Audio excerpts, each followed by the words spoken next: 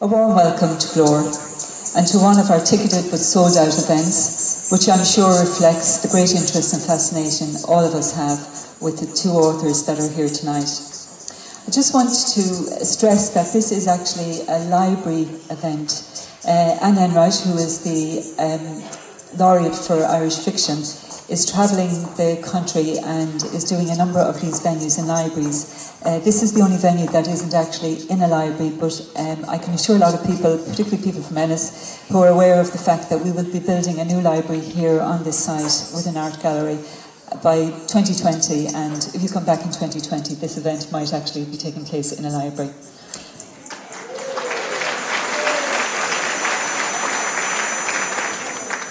I suppose the reason I was asked to speak is really to talk about the connection that writers have with libraries. And libraries and authors are intrinsically intertwined. Indeed, none of us would work as public librarians if we had not the constant rich supply of published books that fill our library shelves each year, and the conviction that reading, writing and all aspects of literacy is fundamental to all societies. As librarians, we work to match the right book and the right author with the right reader, which at times can be a challenge, and we encourage readers to explore well-established authors and new and emergent ones as well. We promote reading right through the age range, from children to older adults, and keep a watchful eye over support to literacy and reading in general. It's acknowledged that literature is a crucial part of the arts in Ireland, and I wouldn't like to be an Irish author because it is often the only representation that someone outside of the country is reading about our own country. So no pressure on our wonderful authors there. We are fortunate to have such a great event as Glór to host this Laureate event in, and I'm delighted that Anne and Donal can be here tonight. It's a great event. It houses so many people, and is a fitting tribute to the interest you all have to come here to listen to our authors. This event is highly sponsored and supported by the Arts Council, so I want to give a big thank you to the Arts Council for sponsoring this event up and down the country. As I say, in 6 venues, this is the 3rd venue tonight. The Reader's Voice is a series of author interviews taking place, as I said, across the country, and celebrates the reader, local libraries and outstanding Irish writing. And it is an initiative of the Arts Council. What can I say about Anne Enright? Anne is our first laureate for fiction. I think it's a 3-year contract, and I think Anne might be in her 2nd year. She's been doing lots of different type of events, and this is one of the ones I think that has really caught the imagination and the interest of the general public. She's a well-published author. You all know all about her, a Booker Prize winner, an excellent person to interview and be interviewed. And I think the combination of Anne and Donal tonight will be a great treat to all of us. So without much more ado, I'd like to welcome Anne and Donal onto the stage. Thank you.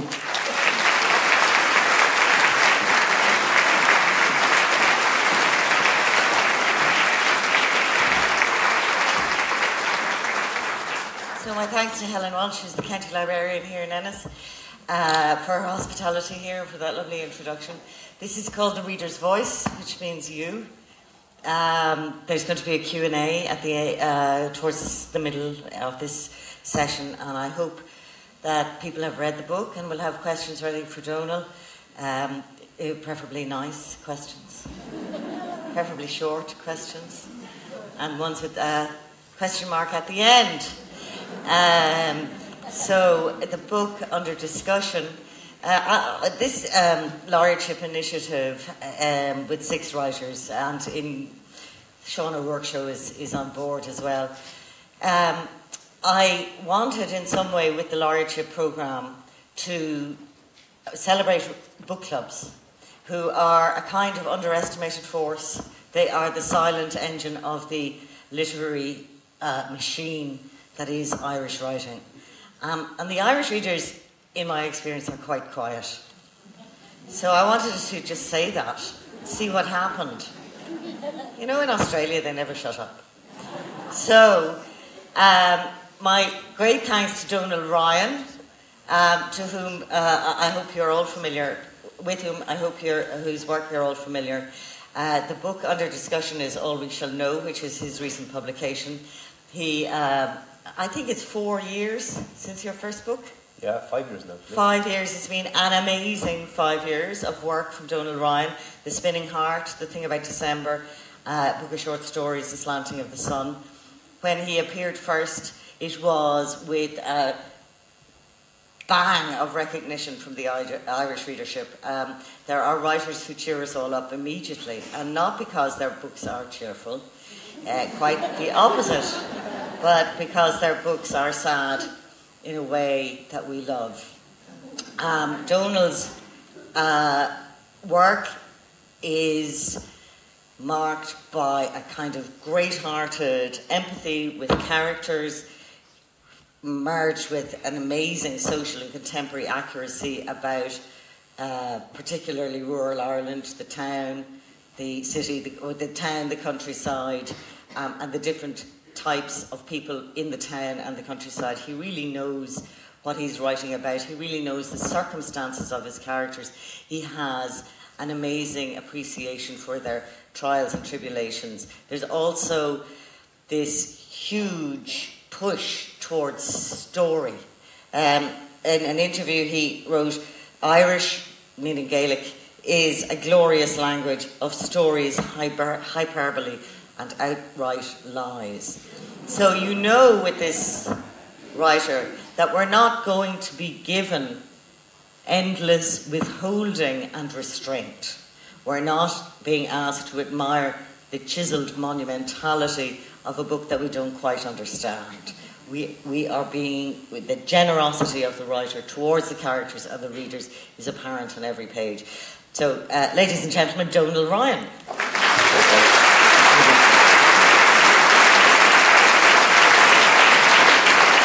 Donal will read for us in a minute. First of all, a bit of chat, then he'll read, then I'll ask him a few questions, and then we'll see what you have to supply by way of chat.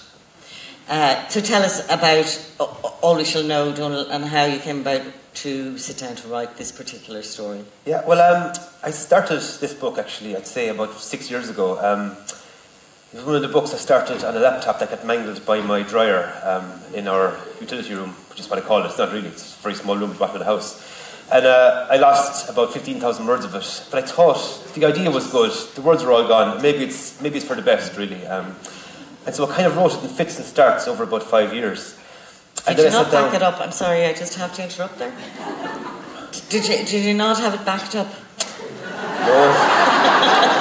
See, I had never owned a dryer before, and this one was quite expensive. I bought it with my first advance, and I was really proud of it. And Anne-Marie said, it's a really good dryer, this is great. And it switches off when they're dry. And I was using it, I mean, the kids were very young, so I was kind of hiding in there, and I was using it as a desk, basically. And I didn't realise when it was on, there was no vibration, it seemed to me. But of course, it mangled the hard drive of the laptop. And I hadn't backed up at all. It shook it to death. Absolutely, yeah, mangled it. A guy offers to retrieve everything for €1,000, but I couldn't stretch to it. I just couldn't do it. Because you hated what you'd lost? Well, no, I knew it was okay. You know, I knew it was a good idea there, but the idea was intact. That was the main thing, so it was okay. Wow. I mean, I was very busy at the time as well. Wow. Just on lies, actually, I have to say, I know you guys, I love book clubs, and someday I'm going to have my own book club. But I'm terrified of book clubs as well, because a book club is no place for a writer to be when his own book's been discussed, or her own book's been discussed. Not a small, intimate one anyway, because it's the time when these people are supposed to talk about the book, and they have to be honest, you know. I thought book club members would lie to me at their meetings, but they don't. They're honest. The very first time I went to a book club in someone's house, a person said, yeah, The Spinning Heart, I thought it was okay, but my husband, he wants to punch you in the face. Yeah. Maybe we'll talk a bit about that, you know, everyone's a critic sometimes, and one of the things I love about the readers is that they let the book get close, that they're not, but the book club can bring out the worst aspect of the reader. I think so, yeah. And typical questions you might get are, I didn't like so-and-so in terms of the character, or I wanted to know more about so-and-so. We'll talk about that a bit later. So the story that you had that was shaken to death by your not very useful utility room. Yeah. Alice Munro wrote on the ironing board. That's a whole other subject. Yes. The story in her head was what? It was pretty much, it started with with Mary Crottery, actually, who's a traveller girl in the book. And she was based on a girl I kind of knew. There was a halting site near a house that friends of mine rented, and whenever I visited the lads, a girl would walk down, she'd see I was at the door of the house, and we were just having a chat, and she'd always walk down, and she'd always come over and have a chat with us. And she kind of slag us, and she couldn't get over that there were 5 guys who weren't married, who were in their late 20s, living in a house together. She couldn't figure out what this was about, you know, and she thought it was just intensely interesting. And she was really funny, and she was lovely, and she was really pretty, and there was just a lovely way about her, lovely warmth, and lovely humour. And she let something slip once about kind of being in disgrace, about having no friends, about her family having turned against her.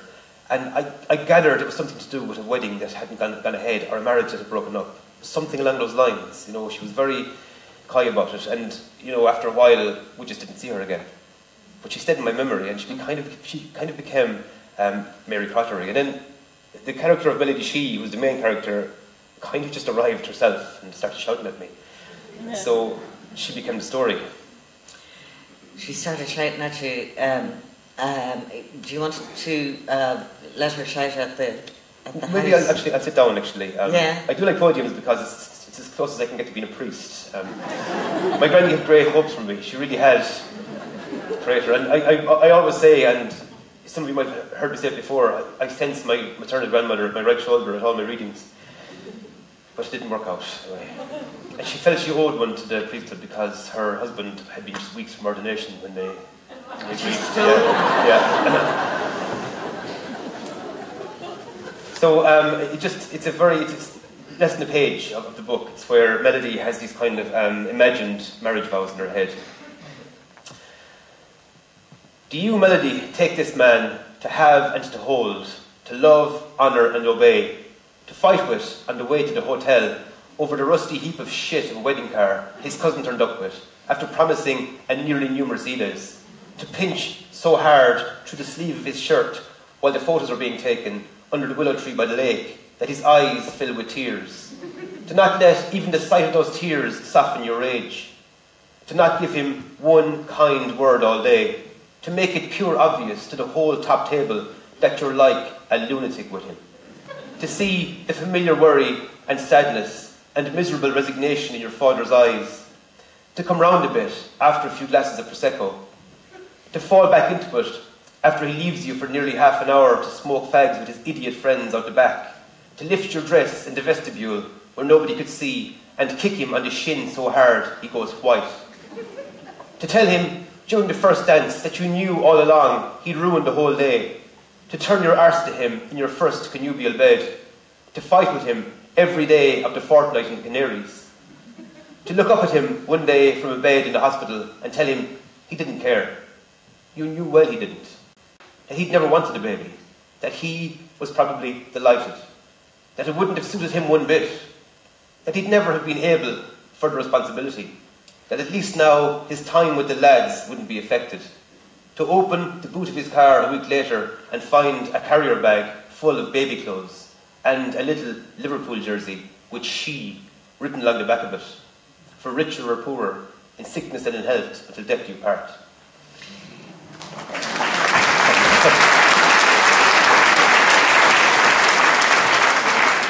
This is an author who in the same interview was asked his perfect day and answered, "My wedding day." She's in a perfect state, isn't she? She's in a complete state. And there is that real sense of danger and need in close relationships that she didn't shy away from, but right in there from the get-go. But Melody is very self-aware. That's what I love about the character. I mean, she kind of had to be for my narrative. I had to have her be very aware of who she was and what's happened to her and why she thinks the way she thinks, and actually why she doesn't know, how she doesn't know why she is the way she is. I mean, she has no real idea. She knows there have been traumas in her past, and she knows she's been formed by things that have happened, but she also knows she just is who she is as well. And of course, I became very fond of Melody as I wrote the book, and started loving her and thinking she was fantastic. And then I was really shocked when people started saying, the book is okay, but the central character is horrific. I just hated her. And I mean, I hate the word hate anyway, but I was shocked. But of course, it's ridiculous to be shocked by this, because she is pretty reprehensible at times. Well, if we look at what she does, I mean, I'm humbly of the opinion that it doesn't matter what you think. It's what you do that matters. And you know, you can write a really horrible or enraged or difficult woman, and all she does is kind of wipe the counters slowly.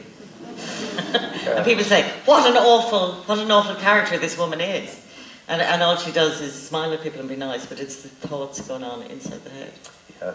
I mean, it's really, I think why people dislike Melody so much is because she's so horrific to her husband Pat. I mean, Pat has sinned almost terminally. I mean, Pat has done awful things as well, but it seems as though she's driven him out of their house and their bed, and she's driven him out of her affections. But I have seen this happen. I've seen people who love each other desperately, who are really close, and who do horrific things to each other, you know, monstrous things almost. And they're not monstrous people, but they're capable of these things. It's like Hannah Arendt and the banality of evil. We're all capable of being monstrous. It's not very banal, though, what's going on in our head. I mean, and when Arendt is talking about the banality of people who do evil things in a kind of bureaucratic sort of way. But she says, we let our rage become this mad, living thing. It became our child, our pain incarnate. I mean, this is an extraordinary statement about what a relationship can produce, you know. When you say you love her, and people dislike her or hate her, and you love her, so how do you love a character? I don't know. I always do it, and I keep saying I won't do it. Because the first novel I ever wrote, The Thing About December, I absolutely fell for John C. Cunliffe. Like, he was like my best, closest, dearest friend, you know. And so did Anne-Marie, actually. She loved him as well. And actually, I wouldn't have finished that book but for the fact that Anne-Marie loved him so much. And even my mum at home, I mean, when they decided to publish The Spinning Heart before The Thing About December, my mother cried real tears, and she said, Asher, that's poor old John Z, pushed aside again the way he was his whole life. Exactly the way he existed. Yeah. I don't know, yeah, it's ridiculous. And so when you love a character, what do you do with them on the page? How do you show your love then? Yeah, I feel a terrible responsibility towards them and making things okay for them. And then often you can't do that because that's not the story. And stories tend to kind of form themselves, you know. We kind of sometimes vehicles, I think, for stories. And we can give them certain directions, but their major propulsion is of their own, I think. And what is that then? Is it a kind of fatedness that you feel? I don't know, it's very hard to describe, really. For me, it's like quantum mechanics. I love the sound of it and the thought of it, but I have no idea actually how it really works. And it's kind of the same with writing, you know. I'm able to write, and sometimes, some days, maybe one day in 100, I think I'm good at it, but I don't really know exactly how it works at a fundamental level. You want to make it right for the character, you want to resolve something for them. Yeah. You want to bring them through it. Exactly. So that they can see things better, or... Yeah, you see, sometimes things happen. I mean, things happen to me sometimes, and I react in a certain way, and I realise I didn't know this thing about myself, you know. And I discover things about myself all the time. I mean, when I went out into the world, I was a total idiot, you know, and I'm still a bit of an idiot. I find things out all the time that I didn't know and about myself, and it's always a kind of an amazing discovery. And it's the same with writing. Writing is like, it's testing the world almost. Is it like realising things? Yeah, but then I'm never sure, because, I mean, you know yourself, we're always guessing. When you're writing fiction, you're always guessing. Yeah, but sometimes you guess right, and you know you've guessed right. Yeah, I'm never sure if I actually know. But she does find something. Well, let's talk about... Well, she finds a few things. She finds Martin Toppy. She does. Did you get...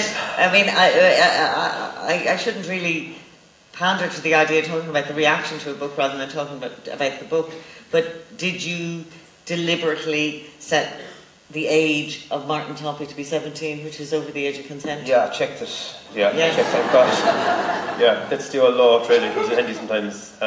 It would have been just too messy otherwise, obviously. Yeah. And did you have a good look at 17-year-olds?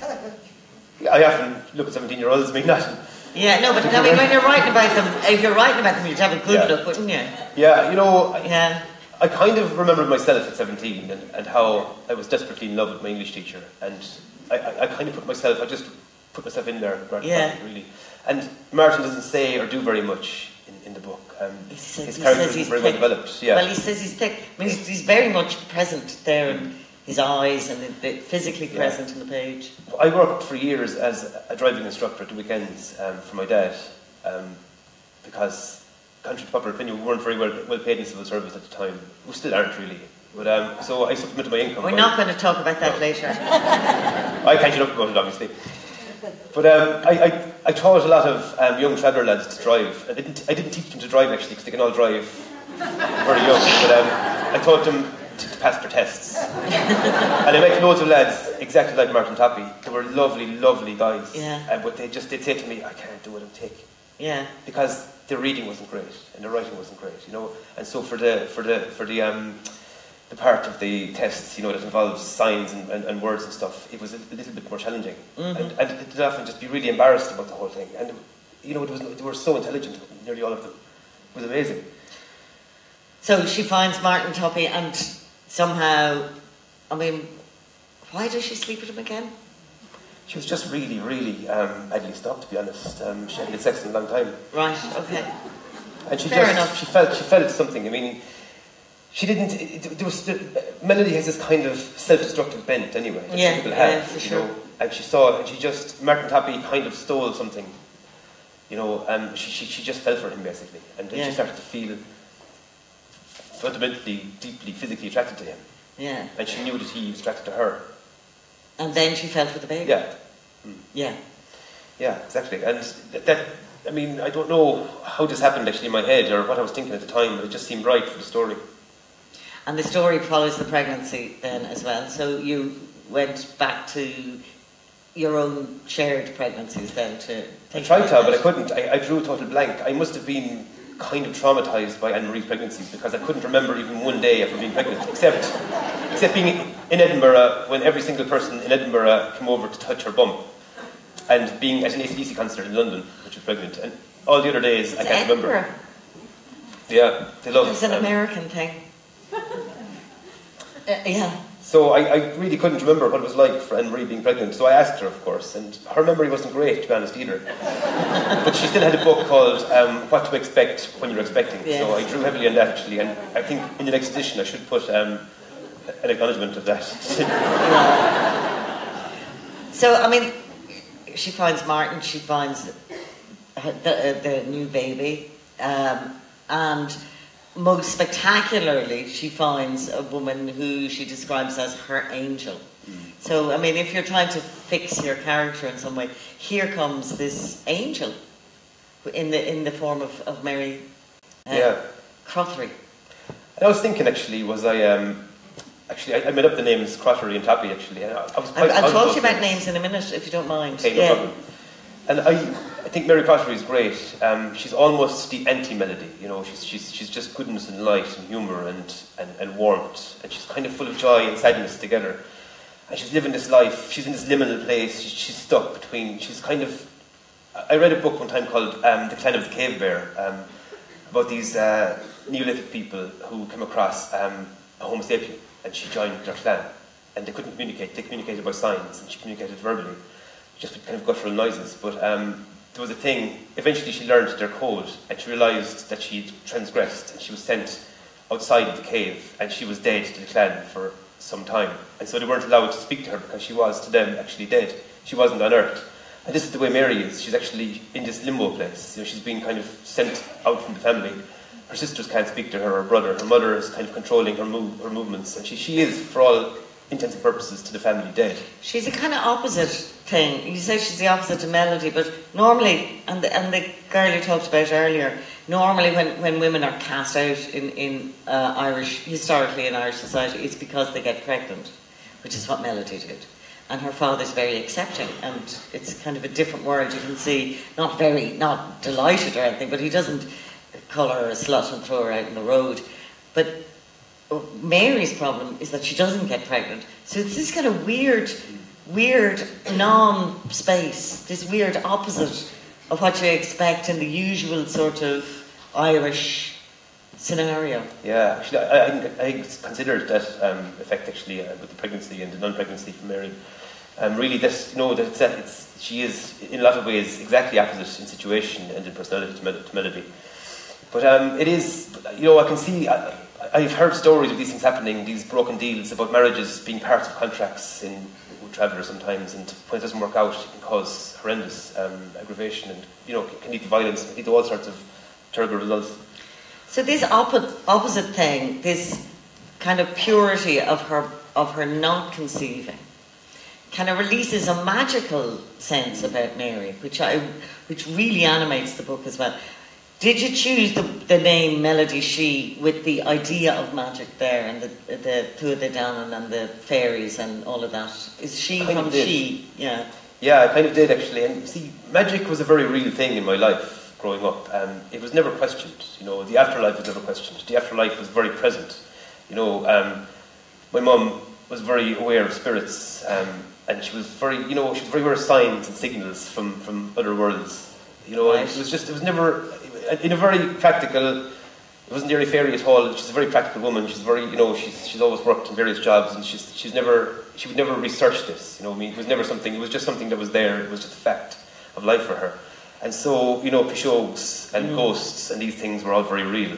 And this element of magic in life, you know, and things not being as they always seemed. And did you think that traveller culture would intensify that, or work, you know, that there would be a kind of intersection of a kind of shamanistic, magical reality with the ordinary fabric of the town then? There was kind of definitely there was kind of an element of that in my mind, all right, of Mary being this almost mystical creature. And even though it seems, even when I talk about it, it seems kind of like a cliche.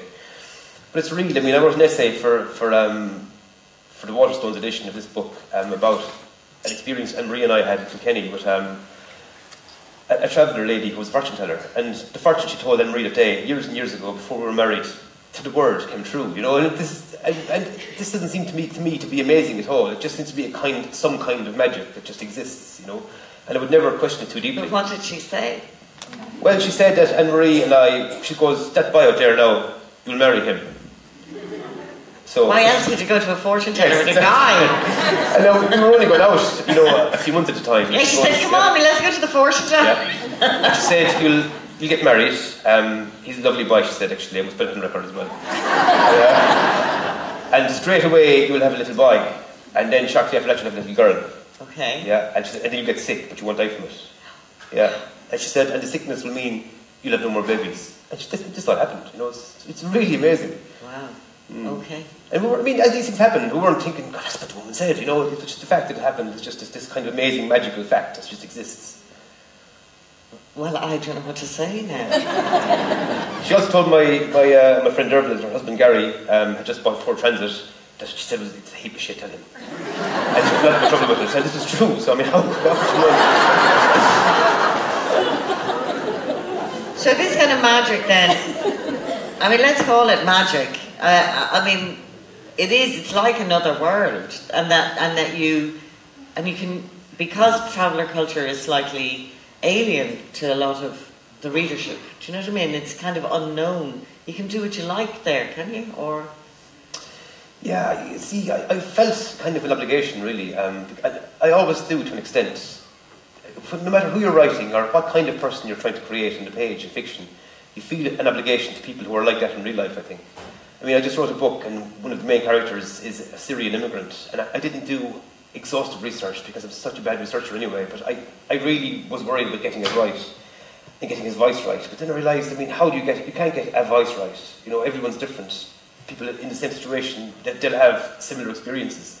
You have no way of knowing how it feels to be that person. You know, it's the insoluble problem. Philosophy, no one can ever know for sure what it's like to be somebody else, but you're just trying to guess all the time. I remember for an essay I was writing, I was researching traveller funeral burial customs and the role of the graveyard in traveller culture. I thought it was really interesting in Irish context. I found very little in any books or online, or you know, and I did research. Yeah, so. But you clearly know quite a lot. Yeah, well, when it came to travellers, I didn't have to. I mean, I grew up with travellers in my class in school. They were in the community. I knew people from the community, and I always have. And there was never a need for me to say, okay, this is a group of people whose ways and customs and language I need to research. I mean, I did. I got some help from a man called Shem Doyle, my cousin's husband, and Shelta and Kant, and didn't use any of it because it's too esoteric. Yeah. You'd have to have a glossary of terms, really. Yeah. But other than that, I mean... And did you use the rhythms of that in the way she spoke? Yeah, kind of, yeah. I mean, that's the way I remember. That's in my ear, that's how travellers speak, you know. But you cast a light on them, on these particular group of people. You could have done it anyway. It could have been, you know, you chose to show the feud, the fight. It's like the Táin Bó Cúailnge. It's like something ancient. This big fight, clash of the clans, you know. And they managed to seem both sort of bound in a hopeless, stupid aggression, you know, and mythic at the same time. Yeah, this kind of ineffable nobility to it sometimes. You know, I mean, I've seen violence happen, and I know these things happen. These fights take place all the time, you know, and it's horrific. It shouldn't happen. But I kind of know how it works as well. I kind of know what goes around it and why they happen. And sometimes, and it's like in any kind of subculture, you know, people will say, we have a problem here, we have division here, and we settle it. We settle it once You're and for all. really nice to men. A lot of male writers say, oh, men are horrible. Look at all the terrible things they do. But you've got all these lovely men. You've got the father, is a lovely man. And she feels very strongly about Pat's father, the husband's father, coming in. Yeah. He's another lovely man. I based Melody's father on my own father because I felt so guilty, first of all, about Spinning Heart, about Frank Mahon, and people thinking that was my dad, which is terrible. And actually, when Dad comes to readings, and if I read from Spinning Heart, and Frank's mentioned, Dad starts to heckle me if I haven't prefaced my reading with an explanation about how Frank is not my dad. Because people will think, you know, no matter what you write, people will think you're writing your own story. Oh yeah, sure, that's well known. Actually, he is. He told me before we came on. No, you write anything, and yeah. So you just have to write 6 different ones, and then people can't figure it out at all. Exactly. But she says, I've never done one earthly thing to deserve his perfect love, this man. I mean, but I suppose she's just referring to her parents' love, really. I mean, she hasn't been a parent herself yet. She doesn't realise yet, I suppose. I mean, how no matter what your child does, you're going to love them. It's just this stream of love that you can't control. And the mother is gone. But it just doesn't go her. I keep thinking of the book in terms of light and shade. And I just before I open it to the floor, I really annoy you now. I did a funny thing when I was kind of thinking about what to say. I had it on Kindle, and an Irish writer who shall remain nameless, it told me that the editor wanted him to take out the word lament from the manuscript, and he went through the manuscript, found it was there 176 times. So after I finish a book, I'll put in weep and see 72, you know, laugh, you know. But so I put in a number of counter terms because there's darkness and light in the book. So rain is referred to 19 times. Oh, yeah. I thought, oh yeah, Irish rain. But the sun is referred to 27 times. Oh, great. And the colours of the book, green, yellow and brown, are referred to 8 times. Red, 23. Black, 20. Did you do this on Kindle? I didn't know. Yeah, it's just really easy. And it's a terrible thing to do to write. It's a terrible thing to do to write. But just to see what kind of contrasts are working in it, I thought, well, black, 20, red, 23, all that blood, you know. But blue, 28. Yeah. And white wins, hands down, with 31. So things like, and then I looked up light and dark, and I got 45 mentions of darkness and 48. So the light is winning, just inching ahead each time in this quite high contrast book. Sorry to do this to you. Great, no, I have a great riposte now for people who say work is so dark and say, no, it's not. The word light far outweighs the dark in my work. Yeah, the word mathematically. The word cry is in it 42 times, and the word laugh is in it 61 times. No. Yes. So it literally is all bullshit about my writing being completely dark. Great stuff. But you know, Mary. No, it's really interesting because there you read a sentence in the book. It says Mary Crothery died, and then she doesn't.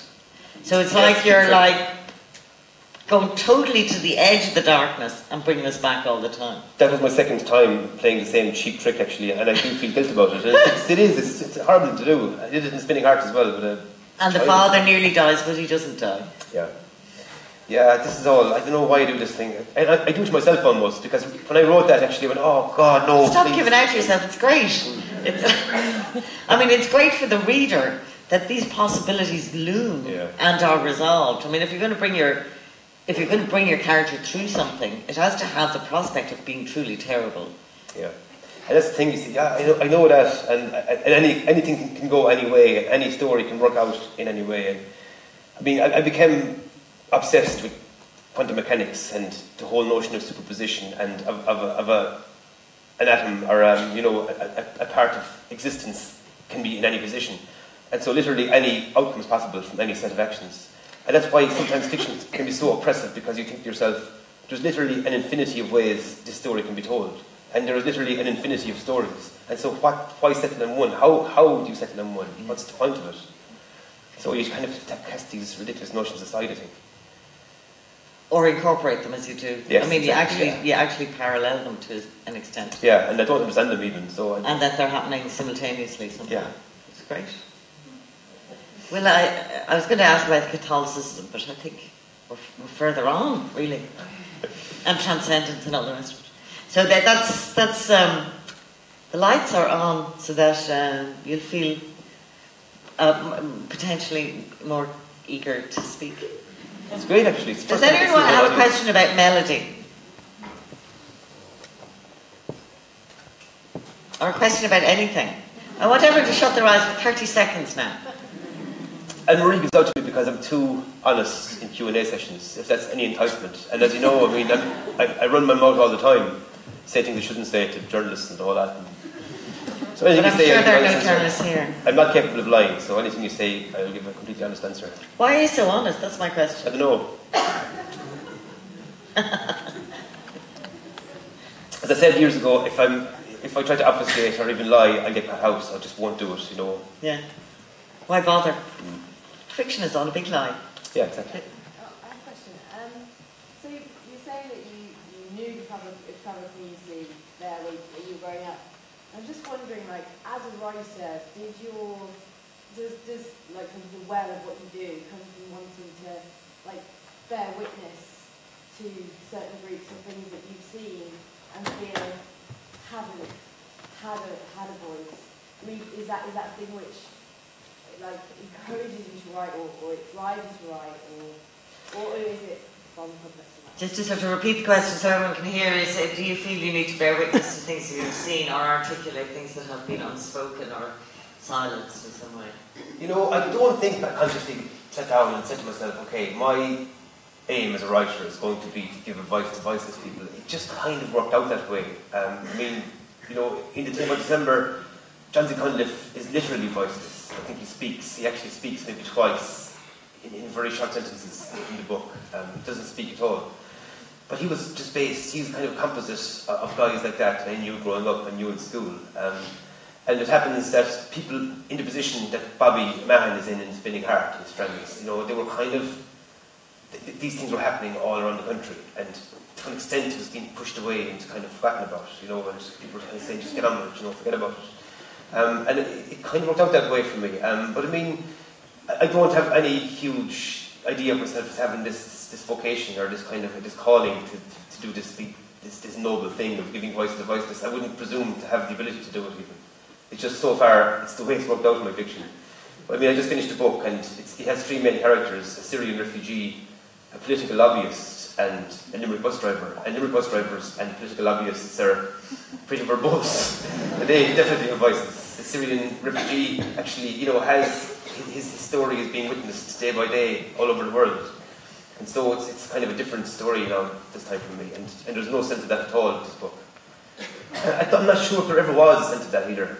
I'm fascinated by travellers and the way they look at the world, the way they interact with the world, and the ideas they have, and the way they speak, even, you know. And I enjoy them. And I kind of had the idea of having, you know, a book that's not about travellers, but that has travellers in it for a good few years. And not in any way to give them advice. I mean, travellers are portrayed in various ways in media, Yes. fairly and unfairly.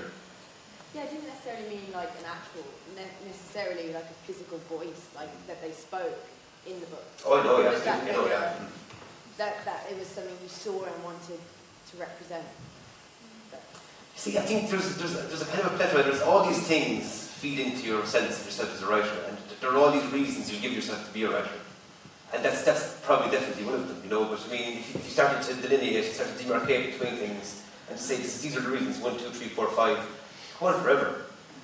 Because it seemed to me always this is what I am. This is what I should do. I should tell a story. I should be a writer. It just took me years and years to actually be able to do it.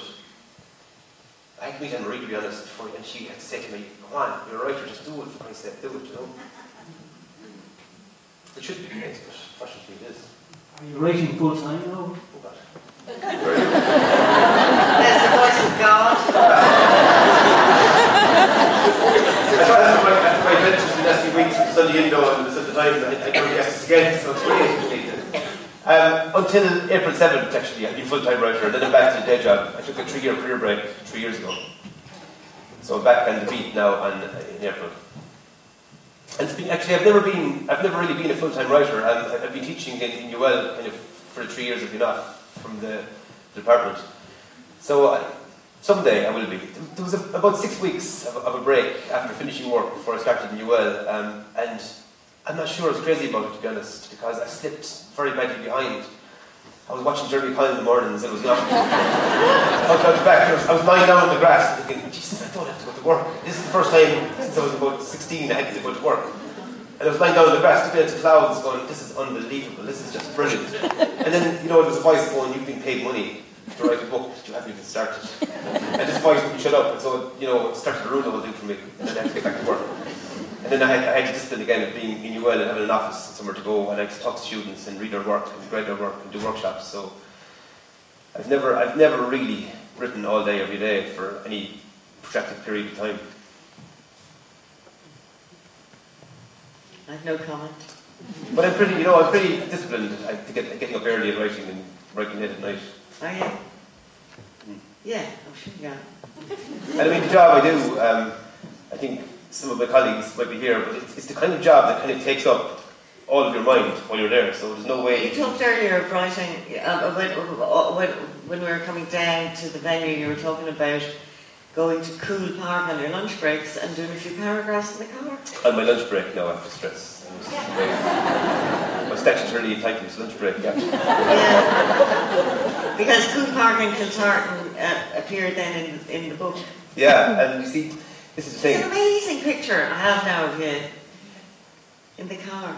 Yeah, I wrote a paragraph that Kiltartan mentioned actually in Kiltartan, and I just love, I mean, an Irish airman foresees his death actually, I love that. And just, my country is Kiltartan's craft, my countrymen Kiltartan's I love that. But that idea of this person from this place and being so from it, you know, and still being an outsider, an alien there, and fighting for a foreign king. But I just love that whole area, you know, it's just something magical about it. And it's just, there's such peace down there. But you must really need to write it, you have to write in the car. But I write all the time. You know yourself when you're writing a book. I mean, it's kind of always with you anyway. It's always kind of in your head, and you have to push it away sometimes. And so it's good. But now and again, you get kind of a little flash of something, and I have a very bad memory for sentences sometimes, so I need to pull over and down. Yeah. But I know that there's an app you can get on your iPhone where you can speak it today, but the iPhone just doesn't understand me. Definitely very close. Does someone else have the microphone, Laura? I have a question. You've spoken about how you really love your characters. So I'm just wondering, is there ever a point after you finish the book, do they come back to you? Do you ever think what's happening to them 2 or 3 years later, or are you done? Do you walk away at the end? No, I can never walk away. I always go back in my head, and sometimes on paper as well. I mean, the very first story in my collection, A Slanting of the Sun, Bobby Mahon from Spinning Heart arrives, because people were so worried about Bobby, and I was really touched by this, and really, I love the fact that people go to me, what happened to poor old Bobby? And you really want to know, is Bobby alright? Is he okay? What happened? Please tell me, is Bobby alright? You know, and I love that idea of people really feeling for Bobby like that. So I said, I better make sure people know Bobby's back in business. You know? Bobby's fine. Bobby is in a courtroom in the first story, and he's advocating for a young lad. And so I do. And Jim Gilday actually is in The Spinning Heart and The Thing About December and All We Shall Know and 3 or 4 stories. Jim Gilday has followed me around, and my editor said, would you consider writing a novel about Jim Gilday? He's not written a novel, no way. Do you sometimes think that when people ask you about Bobby, is it that they're talking about themselves? I think so, yeah. Because people. Is he all right? Yeah. He's great. He's great. Don't worry. People do see themselves in Bobby actually all the time. I mean, one of my oldest friends read Spinning Heart as a manuscript and he got really emotional. He's a really tough guy. Like, he's a hard man, and he got emotional. He said, "Man, you must really love me. You wrote a book about me." And I couldn't say I hadn't, because definitely I put parts of my friend into the character. That'll end up in the libel court, you know. You wrote a book about me. The other half of that. Another one? There, back. Yes? I'll repeat your question if we... yes, okay. Go for it. So, okay, going for it. The first thing is, I hope you do keep writing. But I don't really talk about the Department of Education, so I hope to keep paying you one way or the other, but I do hope you keep writing. I didn't like Melody, nothing to do with the writing. I didn't like her because you portrayed her so well that I grew not to like her. The Travellers, I have a bit more of an understanding of how well you understand them, or it seems to me that you understand them. And it seems to be from an encounter with a young woman who met you when you lived with a group of men, and being beside Travellers in school. Now, I thought it was very insightful, and if that's what it's based on, I think you are very observant and a very accurate observer of the human condition. I'm just wondering, was that it? Is that how you familiarised yourself with the Traveller culture? I'm wondering, did you get any response from Travellers about what you said about them? And the third thing is, I had some difficulty with the end, the fact that the guy went off the Traveller girl and they accepted that baby. I just thought, maybe not. Maybe that wouldn't actually happen, having been so convinced about your in-depth understanding of the Traveller culture, which I totally accept. But I just wonder about the end, maybe. I wonder myself, actually, yeah. I wonder about all my endings. Endings are really hard, you know, because things don't end until you die. You know, so endings are always, the most contrived part of a book is the ending of a book, or a story. And they're the hardest part to do, and I think sometimes I end things as they should be ended, and sometimes, for me that works, to be honest. And I know for loads of people who've read the book, it didn't work at all. And for me, it really worked, it just slapped together, it seemed right. Martin Tappy seemed like a person who would intuitively understand this is the role that has been assigned to him by fate. And Mary Crottery is a person who will intuitively know that this is what she has to do.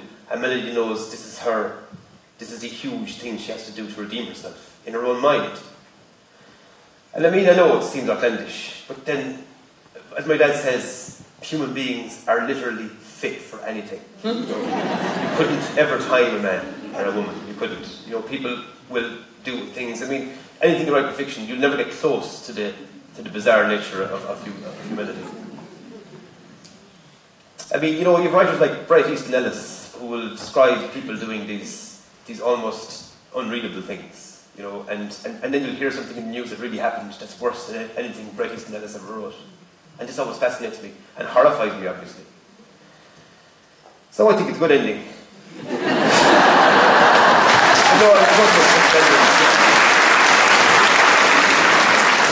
I really can see why loads of people think it's not. I really can. I mean, same with the thing about December, I think. You know, people go, oh, God, I read the book, and then the ending was just, oh, it just ruined the whole thing for me. And then people say, she's Spinning Heart, there's no ending. What happens at the end? Nothing happens at the end. And I thought to myself, well, I can't really end this book, because it's literally a portrait of a village over 3 months in one summer in 2010. And so I can't have all these neat things all tied up neatly, because that would just be like Miss Marple, you know. Can't do it. One more. And did any Travellers give you any reaction? No. Okay. No. None at all. Yes, not yet, no, in fairness. I was kind of hoping John Hammerson I've been on reading, like nobody thought. But... Yes? Could I just ask, before the Spinning Heart and you became an author, what were you doing? Were you writing all the time, say, since you were a child?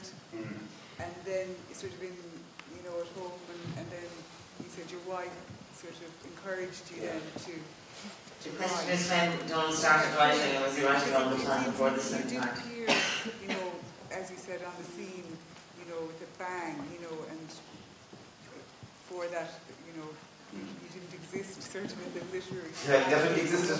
Yes, The thing is, yeah, I was really lucky actually, and I've been so lucky in life. And this is why actually it upset me so much when I was portrayed as being a complainer recently in the press, because I never complain about my life. My life is amazing, you know, it's exactly what I want to be.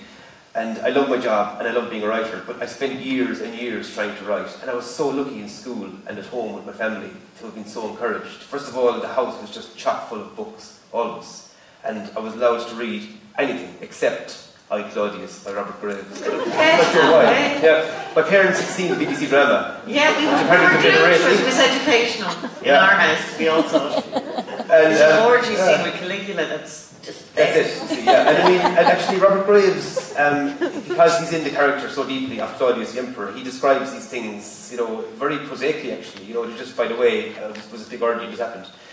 But my parents thought, because they hadn't read the book of Claudius actually, because they just thought that's definitely filth, you know, but I was allowed to read everything else.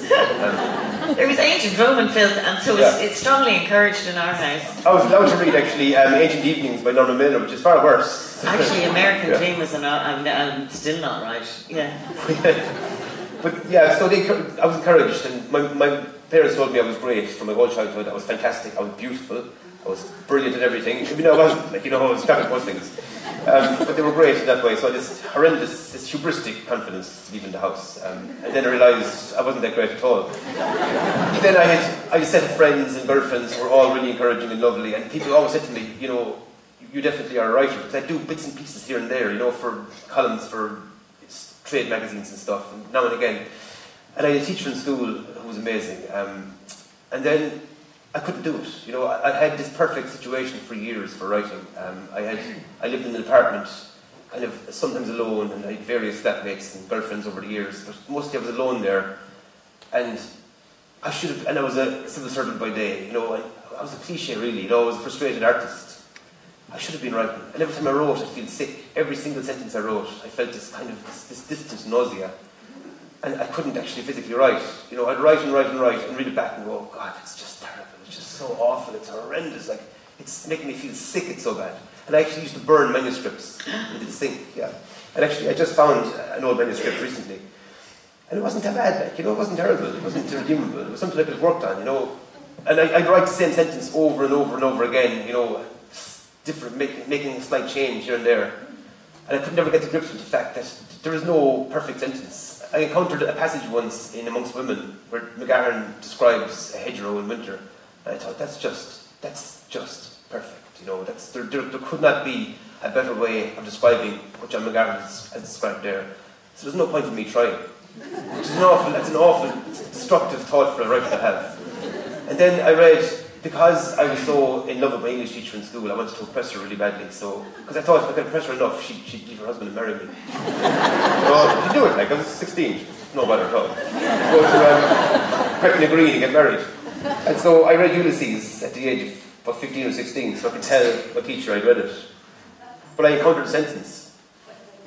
And the sentence was, on his wise shoulders, through a checkerwork of leaves, the sun flung spangles, dancing coins. And I read that and went, okay, there couldn't be a more beautiful or perfect sentence in the world than that. And every time I'd write, that sentence would echo in my head. And I'd hold my sentence up to that sentence, which is completely ridiculous. You know? You have to have utilitarian, ordinary, small, perfunctory sentences in prose to do things. You know, and I couldn't get over these things. I had to try to make it all perfect and beautiful. It all came out horrendous and overblown and ridiculous. So it took me years, like I was nearly 30 before I settled down into the notion of writing properly. But you probably still have a comma, 2 words in your, do you know what I mean? Which is something I do. In a sentence I go blah blah blah blah, comma, da da da. So I mean they stay, the rhythms, you know, the sentence will be, anyway, so yeah, hard to shake it off, yeah. You know, it's very Irish, that thing, to have a little dangly at the end of the sentence. Yeah. But that's all you have to do to be a writer, you have to read and you have to write. Well, making sentences all day. I'm going to ask a very predictable question, but I'd love to know, do stories come into your head immediately and you know where you're going, or do you make them up as you go along? Because I'm a struggling writer and I'm trying to make them up as I go along, and I'm hitting walls. Would you mind just putting your hand up so I can see you? Oh, good man, yeah, sorry. Yeah. I know what you mean. Oh God, I know about those walls. I hit them all the time, and sometimes they're bounced back off them and fall on my back, and sometimes the wall falls before me and I get through it. And sometimes you can climb over the wall, and it's just great when it happens. But nearly always, I start off with a kind of vague notion about something, and things. Actually, John Boyne, I heard him giving great advice. John Boyne gives amazing advice, actually, and he said that your subconscious mind should be just a fraction ahead of your conscious mind when you write. And he said that sometimes when he writes a novel or a story, something happens, and he realises pages, like hundreds of pages later, that now he's starting to realise the reason for why this thing happened way back in the story, because it was in his subconscious. He didn't consider it too much, you know. And that's the mistake I always made. I tried to think things out far too much. I'd plan, I'd make little notes, you know, I'd make little diagrams about how the story should go, and I'd try to plan out each paragraph and each sentence, and it just didn't work. And stories will just reveal themselves sometimes, you know. You'll have a character who's kind of strong, you might have a voice that's strong, you might even have just an idea about a situation that's strong in your mind. And when you start to write it, sometimes it'll unfold, and sometimes the story's finished and you don't realise it. You know, and you think, sure, it's just, I'll leave it sitting there, I can't finish it. And sometimes it is actually a whole by itself without you realising it. You kind of have to let things take off themselves, I think, a lot. Stop calling it a wall. Yeah. And stop hitting Forget about the wall, actually. Forget about the wall. Forget about the wall. Yeah. You never saw the wall. It's a gap. It's a fork in the road. It's a pause. It's lunch. And you don't hit anything. Stop hitting things.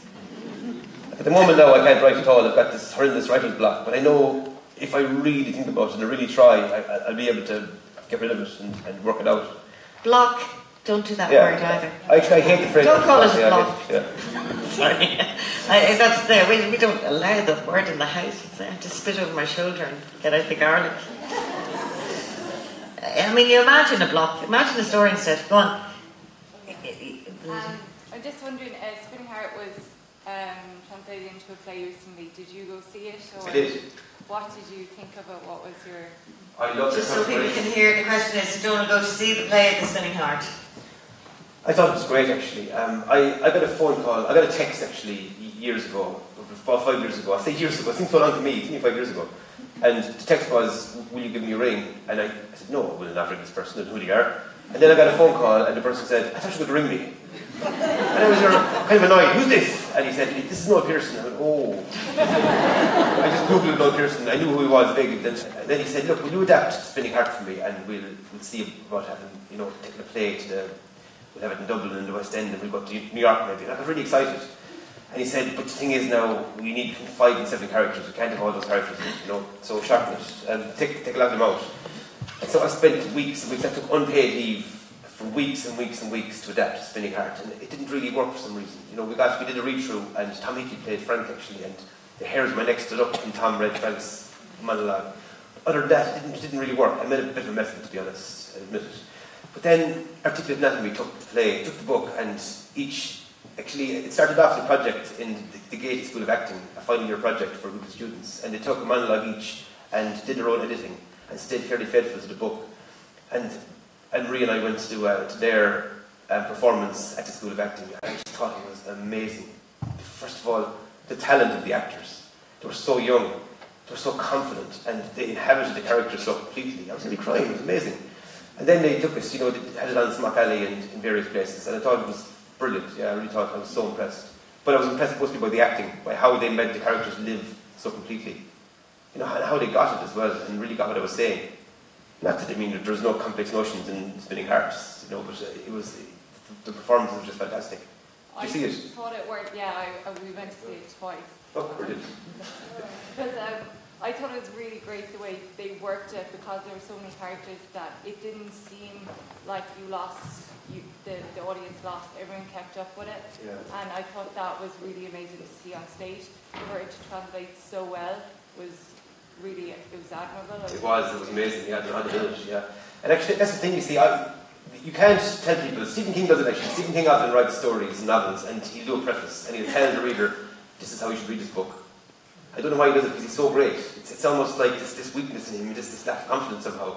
you find sometimes, especially with short stories, that, oh, I better tell the readers where I got the idea from, by whom I was influenced, what I intend them to get from the story. I don't think you should do it, but if I did do it with Spinning Heart, I would say you don't need to memorise who's who. You don't need to work out all the connections. And sometimes I go to schools where people are studying for Leaving Cert, and they've done these amazing maps and drawings of the town and all the people and the relationships, and I don't know how they work it out, actually. Did you not have a map, no? No, I actually wrote Spinning Heart really quick, because I was badly stuck for a few quid, and I knew to get an advance of about 10 grand and we kind of started out. And I knew publishers were watching out for a post. It was very cynical. I was completely cynical, actually, approaching Spinning Heart. Because I had an idea of a novel in the polyphonic form for years, but thought if I set it, right firmly in the now, in the bust, I might sell it, and make a few quid. So I wrote it very quick, because I was very stuck for money. And, I'm supposed to say that again, sorry. But I thought when I finished the first draft, this is going to have huge plot holes. This is going to be ridiculous. This isn't going to work out mathematically at all. And when I read back, I just looked out. I had a blind look. I managed to kind of keep it loosely in my head and not to have too many huge mistakes that needed to be filled up. So I sent it off into the world as it was. It's amazing. Not at all. It's just pure blind look. Lady Day? Did you find trouble finding a publisher? Or did you have any rejections? Oh, sure, loads, yeah. I was actually very surprised at how people were surprised at the level of rejection, because I thought everybody who was trying to sell a novel, who had no background and no history in publishing and didn't know anybody and wasn't known by anybody, I thought everybody would have dozens and dozens of rejections. But I've seen the advice given to people who want to get published to be very circumspect, to really thoroughly research the agents and publishers to whom they're submitting, which is rubbish. Just take the risk and print off loads of manuscripts and buy loads of stamps and send them out to everybody to maximise your chances. You'll see publishers saying no simultaneous submissions, which is just what you're supposed to do. If you lived for 500 years, we'll get back to you. I was published 2 years. I'd been nominated for the Booker Prize. I'd sold 100,000 books, and I was rejected by an agent for that book. And it was just such infinite pleasure I felt. You made me say, it's actually fine. Thanks very much. I've been published by Random House. The book has sold 100,000 copies, and it was longest for the Booker Prize. But thank you very much anyway.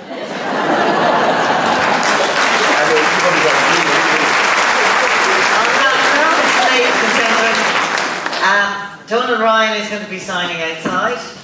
I hope he'll bring, if you haven't already done it in your book club, great fuel for discussion and blather and enjoyment. It's a great book club book. I recommend it heartily, and thank you very much to Donal Ryan.